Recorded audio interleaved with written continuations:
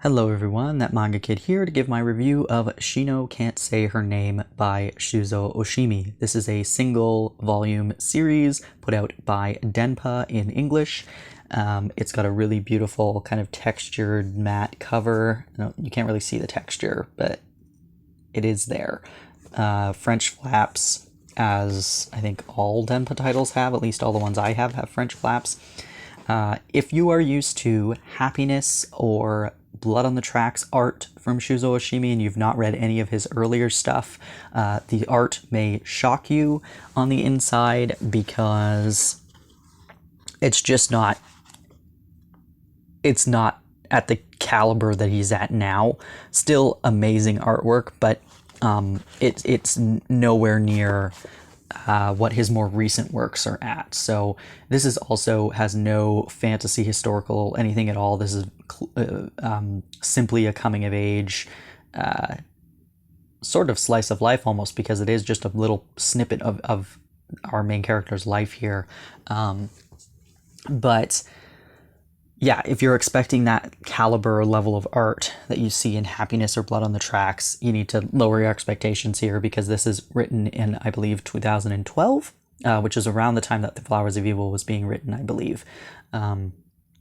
Anyway, I love Shuzo Oshimi. He's one of my favorite mangaka. Flowers of Evil is one of my favorite stories. I love Happiness. I love Blood on the Tracks so far. I've read a few of his other single volume ones, but Shino Can't Say Her Name is not one that I had read before. And so I was very, very interested in reading this and super bummed that it kept getting pushed back because of the pandemic. But yeah, I can safely say this is my least favorite Oshimi work I've read, but that doesn't mean it's bad. It just means that it's not at the same level as his other stuff is. That being said, I still fully think it's worth owning and reading, and especially after reading the interview or the note at the back I think it's just a little kind of paragraph at the back that Oshimi wrote. I think this is certainly worth owning, and I think, I like to support Denpa. I really enjoy the titles that they're releasing. But anyway, our main character is Shino. She is just starting high school. She has a speech impediment. She stutters quite a lot, and she has trouble specifically with her own name because both her first and last name have vowels and various sounds that she has trouble pronouncing.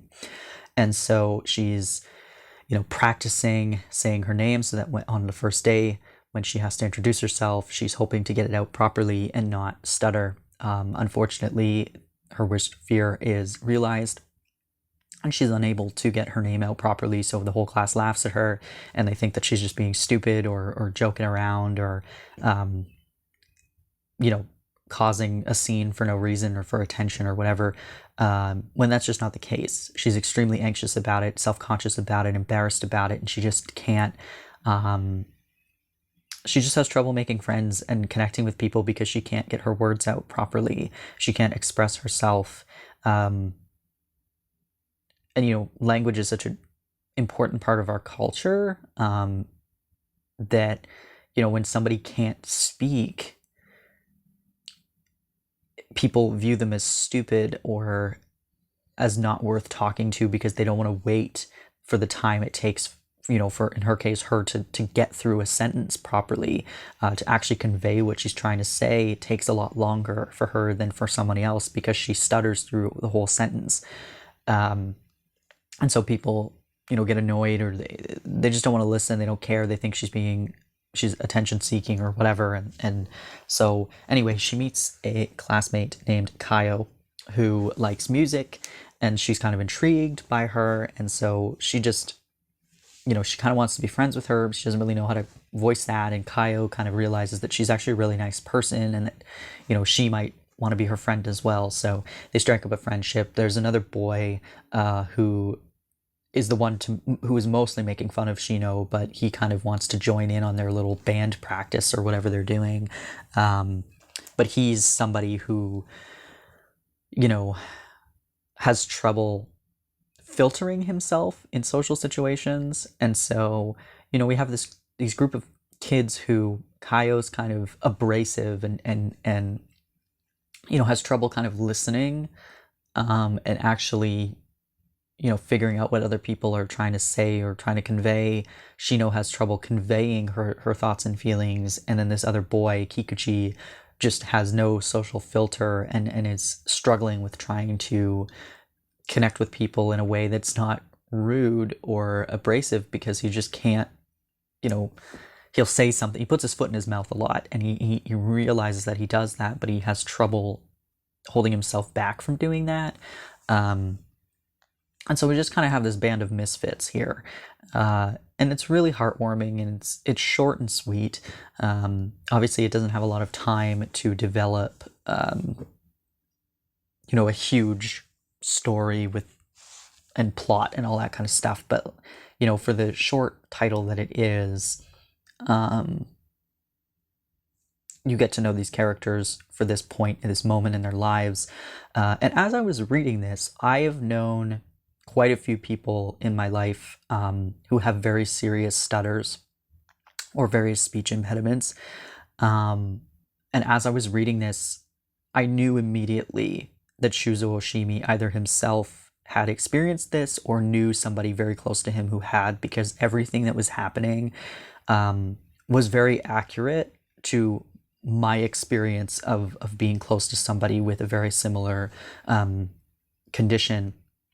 And so as I was reading it, I was thinking, this is something that's very personal to him. I can tell, because he's dealing with this in a very sensitive way, and in a way that really conveys the struggle of not being able to speak what you're like, not being able to communicate with people, and that frustration and that embarrassment, the anxiety, the inevitable censoring and just like silence that occurs because you just give up. At some point, it's just like, well, if nobody's willing to wait and listen for what I have to say, then what's the point of even speaking at all? And those things are very real things that people deal with, and I could feel that while I was reading this. And then, sure enough, at the author's note at the back, this is a personal story that Shuzo Oshimi is telling, and for that alone, I think this is absolutely worth picking up. Do I think it's the best story ever told? Do I think it's a good, a thing that I would have picked up if it wasn't Shuzo Oshimi? No, I don't think so.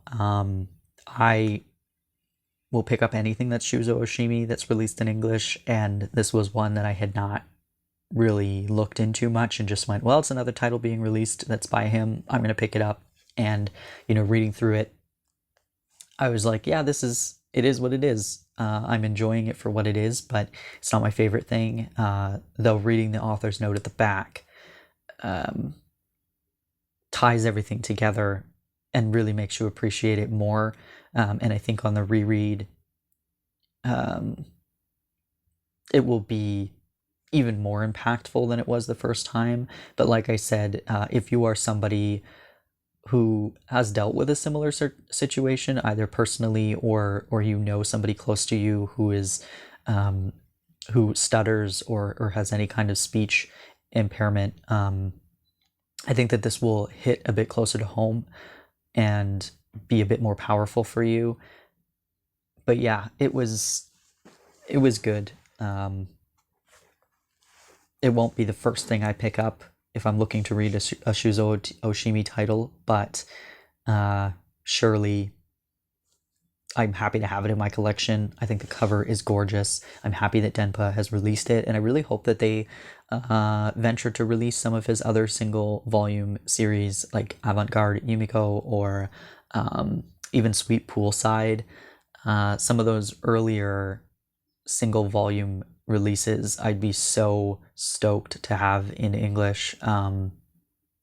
So go out and support this one, and maybe, just maybe, we'll get some of his other earlier stuff released here. But yeah, if you've read this, I'd love to hear your thoughts on it. Yeah, I mean, if you've read anything similar, feel free to leave a recommendation in the comments. But yeah, thanks for watching.